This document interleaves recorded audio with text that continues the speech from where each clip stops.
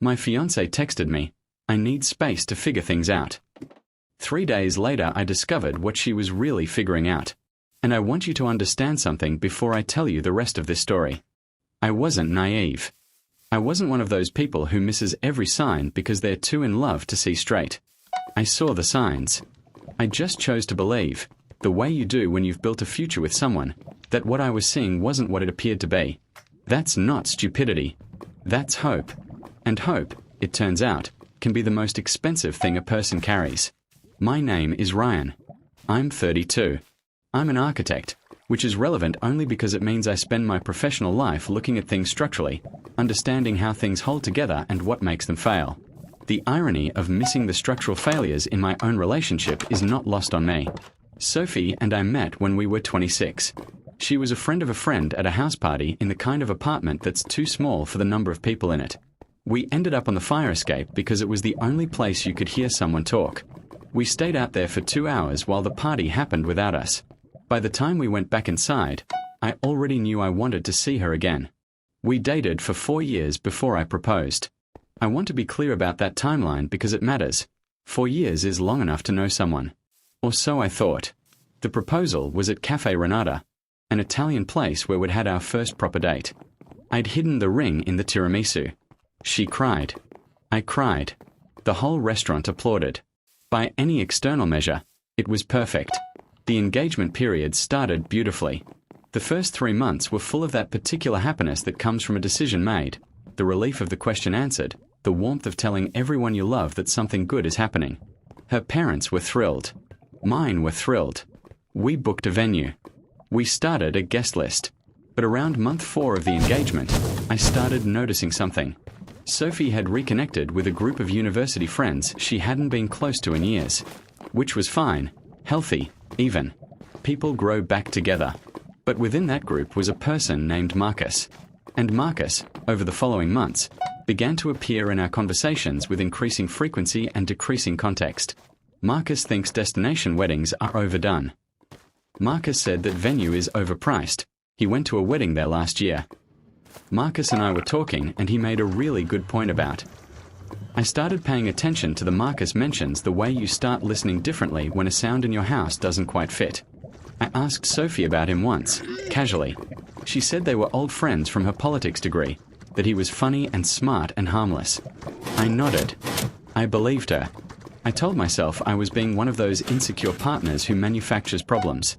I talked myself out of my own instincts, which is something I've stopped doing since. It was a Wednesday evening in what should have been an ordinary week.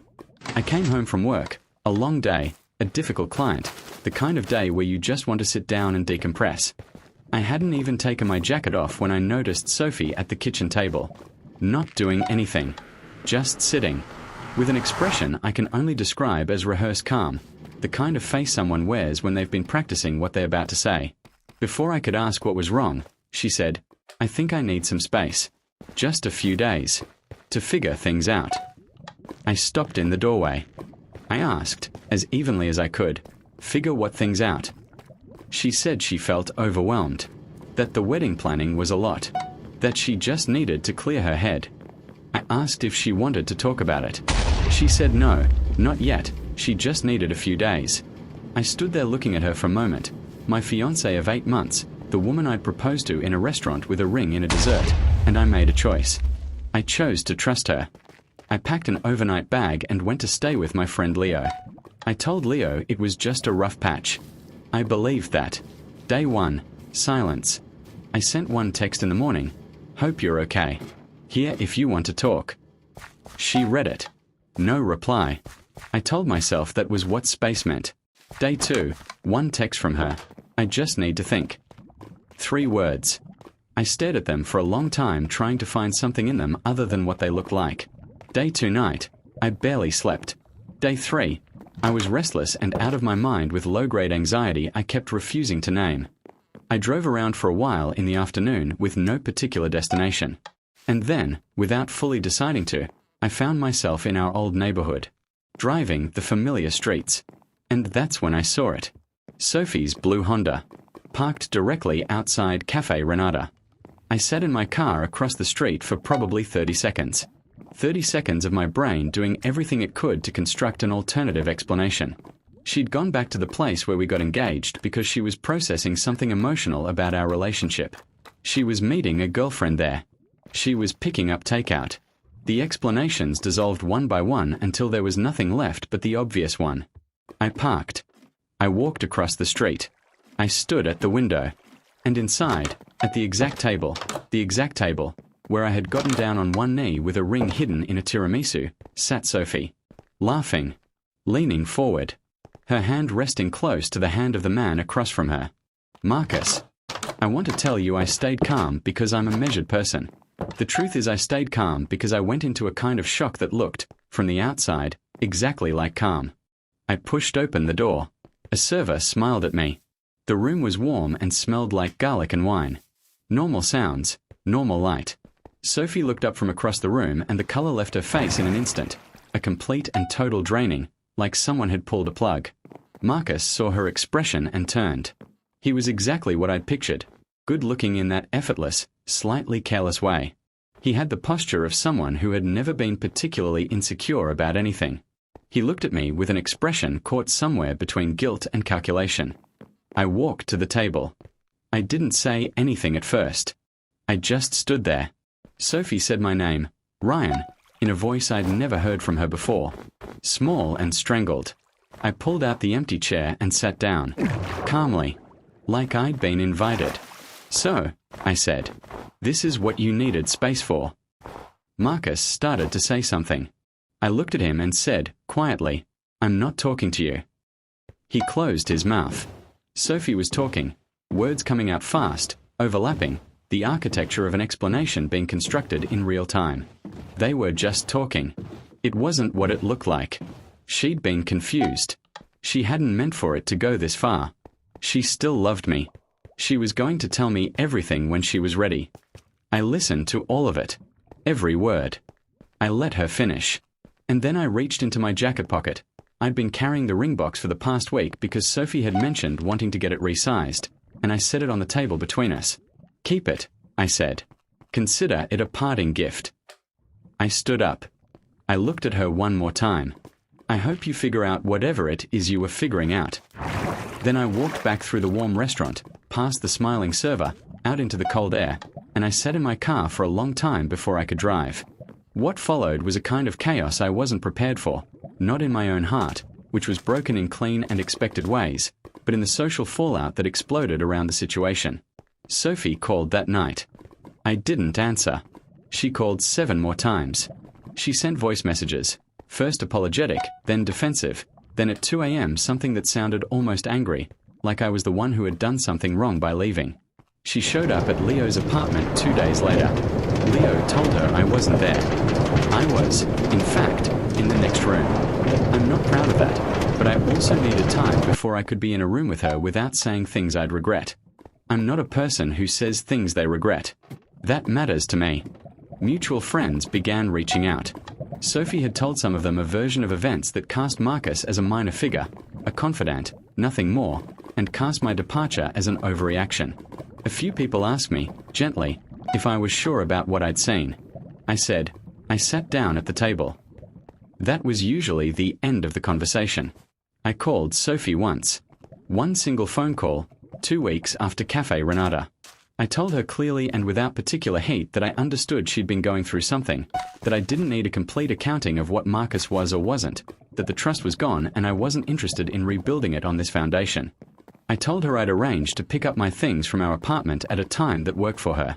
She said, very quietly, I'm sorry, Ryan. I said, I know. And I hung up. And I blocked her number. The engagement was officially over. I called my parents. My mother cried. My father said, after a long pause, I didn't like that venue anyway. Which made me laugh and cry simultaneously, which is maybe the most honest emotional response to heartbreak. I started therapy, something I'd been vaguely considering for years and had never prioritized. My therapist was a quiet woman with a very direct manner of asking questions. In our second session, she asked me, when did you first start doubting? I said, month 4 of the engagement. She said, and what did you do with that doubt? I said, I argued myself out of it. She wrote something down. I understood what she was writing. Work became a refuge. I threw myself into a project I'd been half-heartedly managing and turned it into something I was genuinely proud of. My director noticed. 2 months after the breakup, I was offered a lead role on a large commercial project, the kind of thing I'd been building toward for years. I started doing things I'd been putting off. A photography class I'd signed up for and cancelled. A language app for the Italian I'd always wanted to learn properly. Small things, but they accumulated into a version of my days that felt like mine again. Authored by me, shaped by my actual interests and not by the compromises of a shared life that had already quietly ended. 6 months after the night at Cafe Renata, I was in Lisbon on a solo trip I'd planned impulsively and taken without asking anyone's opinion. I was sitting at a cafe in the Alfama district watching the light change over the rooftops, and I realized, with a clarity that surprised me, that I felt good. Not performatively good, not telling people you're fine good. Actually good. Settled in myself in a way I hadn't been in a long time. A mutual friend had told me, a month earlier, that Marcus and Sophie had stopped seeing each other. Apparently Marcus had a girlfriend of his own throughout the whole thing, a detail that added a particular layer to everything. Sophie had tried to reach me through the mutual friend. I said, "Tell her I wish her well. Tell her I mean it." And I did. I met someone in Lisbon.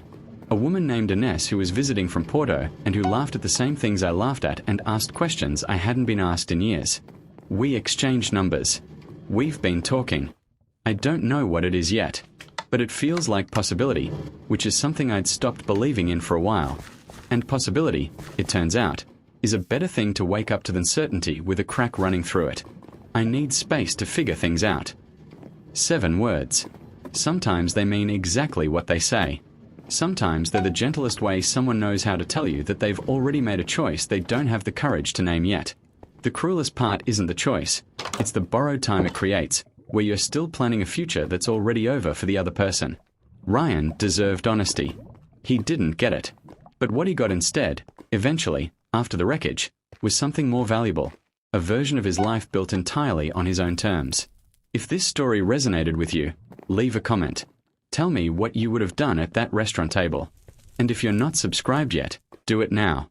Every week we are here with stories like this one, real, raw, and worth your time. Subscribe before part 3. You need to see what Ryan does when he walks into that restaurant. Hit the bell icon so YouTube actually notifies you.